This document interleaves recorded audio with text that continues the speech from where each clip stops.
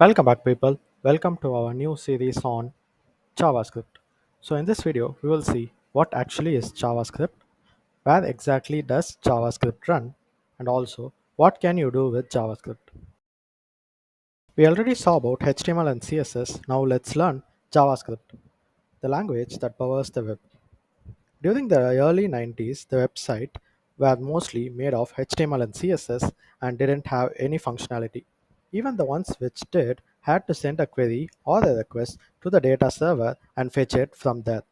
The computation and business logic took place at the server, and a web page containing the new data was returned. To speed up this process and run simple computation and business logic on the browser, they needed a scripting language, and that is why JavaScript was invented.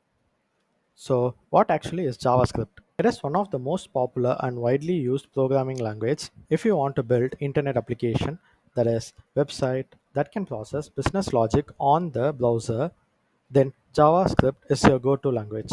Now we go to our second question. What can you do with JavaScript? JavaScript started as a language that is used to develop interactive website, but now you can build a full website or a mobile application, networking application, chat, video streaming services, or even games using JavaScript. Which leaves us with the third question. Where exactly does JavaScript run? JavaScript was designed to do computation in the browser. Every browser has a JavaScript engine that can execute JavaScript code. But now we can run JavaScript outside of browser thanks to Node. Node is nothing but JavaScript engine embedded in C++. This helps us to run JavaScript outside the browser and in developing backend applications. The opportunity with JavaScript are endless.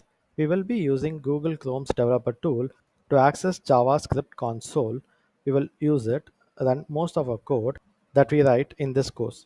Let's start to write our code. So what I did is press on inspect. So you will get the developer tools. Go to consoles tab, and here what we will do is, let's run this.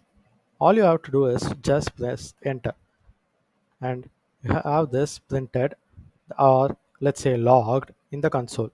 We also have something called alert. This will create a separate dialog box where you will see the output. So with this, we come to an end for the introduction to JavaScript. Thank you for watching.